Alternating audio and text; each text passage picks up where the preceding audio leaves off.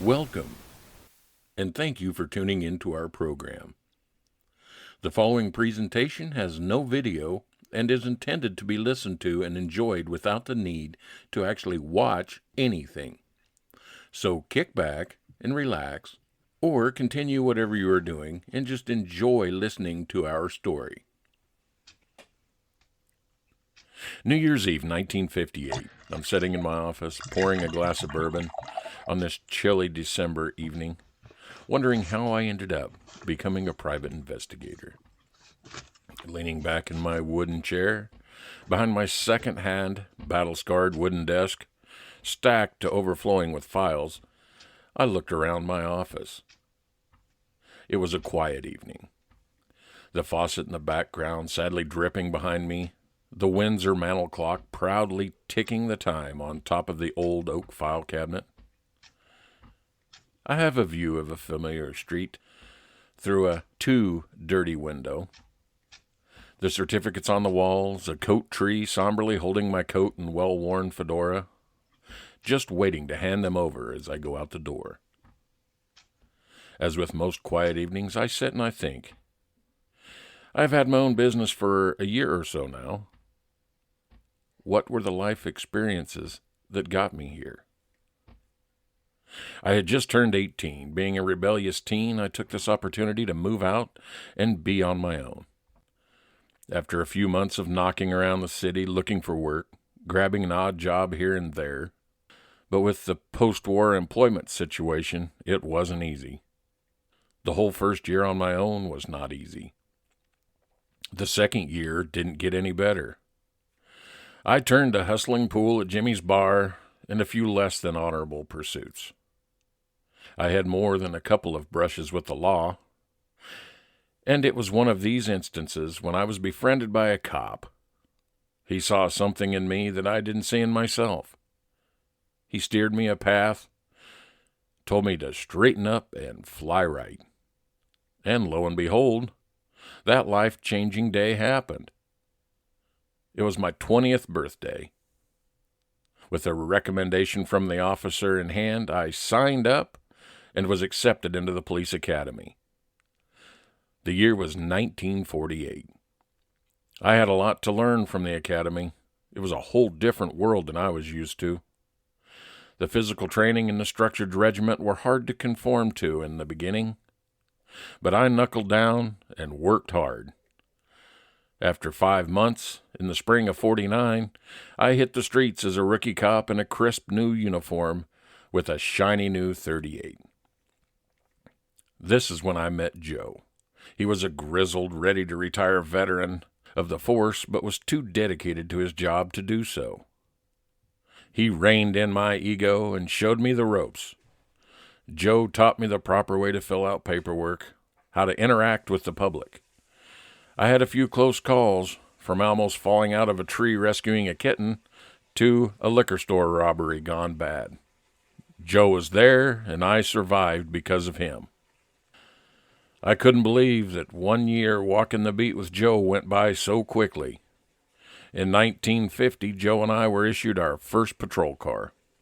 We cruised the district with Joe imparting his wisdom, and I was soaking it up like a sponge. Joe beamed with pride when a bit of the wisdom he taught me was put to practical use.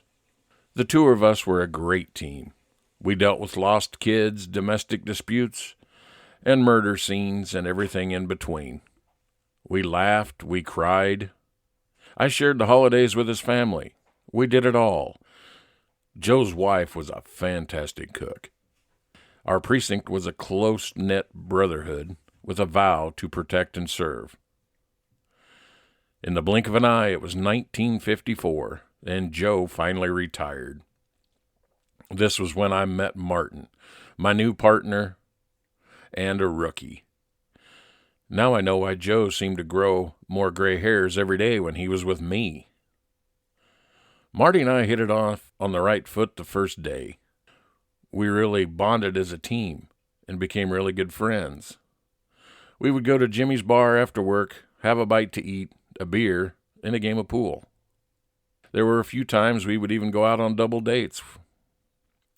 We really worked well together. Marty seemed to learn the ropes rather quickly. June 14th, 1956, a Saturday night, a date that I will never forget. The weather was a scorcher. It was hot, humid, and you were sweating in places you didn't tell people about. Even the nights hadn't cooled off for almost a week. This was when Marty and I got the call of a burglary in progress at a mom-and-pop hardware store. We pulled up to the store. There was distant rolling thunder and the sporadic lightning. You could just smell a storm coming in. It made us both uneasy. There were no lights on in the building, so we grabbed our flashlights. Marty took the rear entrance, and I took the front. We slowly searched aisle by aisle for the suspect. With only our flashlights and the now persistent lightning illuminating our way. And then it happened. Not sure to this day if it was Marty or the suspect that knocked over the display case. Shots rang out, and during a flash of lightning I saw Marty's body hit the floor. I fired my weapon in the direction of the muzzle flash. I heard a groan, and then a muffled thud of a body hitting the floor. I rushed over to Marty, then looked over at the suspect, jumped over and kicked his gun away. I checked. He was dead. I rushed back to Marty, rolled him over. He had blood oozing from his chest and fear in his eyes. I told him to hold on. I would be right back. I needed to go call for help. I told dispatch the situation, and they said help is on the way. I've trained for this type of situation, but when it's real, it's different. I ran back to Marty, pulled off my shirt, leaned Marty against me, and tried my best to slow the bleeding. As I held him, I wanted to say something, but the words wouldn't form in my mouth. I felt Marty's breathing getting weaker and weaker. I could hear the sirens, but they seemed so far away. With a quiet gasp and a twitch, he was gone.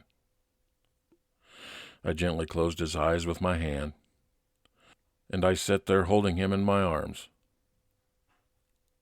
I silently said goodbye to my friend, my partner, and my little brother. I promised myself that I would avenge my little brother's death any way I could. I buried myself deep into my duties. Anything that I could think of to keep me on the streets, helping those in need. Apprehending the criminals, putting them away, so they couldn't hurt others, the way they hurt my family and myself. The anger and resentment continued to well up in my soul, and the gap in the relationship with my parents was widening. It was your job to protect him, they would say. I was on the streets, or sitting at my desk filling out and filing reports, day and night, night and day. My lieutenant signed me up for a few courses so I could be promoted to detective. I remember his gruff voice. "You need something to do. Here, take these courses. Work on that promotion." In the autumn of '56, I was assigned a new partner, Detective Eddie, and a new job title. Eddie had more than a couple of years' experience in this area. We made a good team. I vowed to myself that I would not get emotionally close. There was no after-work beers, backyard barbecues. Work was work, and Eddie was my partner only. And Eddie understood that. I struggled along for about a year. I had seen criminals that I put behind bars, or tried to put behind bars, running the streets again. Not sure who was to blame for it. Was it the sleazy attorneys? Shady court dealings? I didn't know. But I know for sure, and I'll swear on my brother's grave, it was not shoddy police work. I don't know, but maybe I burned myself out. After almost 10 years of protecting and serving with the force, I needed a change. I did enjoy the detective side of working with the department, but that wasn't enough to make me stay. All I had to do was sign a paper and have it put on file. November 1957. I now had my private investigator's license, an office, and started my own business. I wanted to work alone on my own terms. I could still serve and help others without having a partner to worry about. And now here I am. I did a slow spin in my wooden office chair, sitting down the now empty glass on my well-worn desk next to my trusty 38 and the stack of files, looking at the office window that read, William Nichols, Private Investigator. I hope you enjoyed our story, and thank you for listening. Tune in next time for part 1 of a 3-part story titled Pennies from Heaven, a mystery story featuring William Nichols, Private Investigator. Please remember to give this a thumbs up if you enjoyed it, and leave a comment. Subscribe to our channel, and hit the notification bell so you don't miss an episode. This has been a Radio Static production, and thus ends our broadcast day.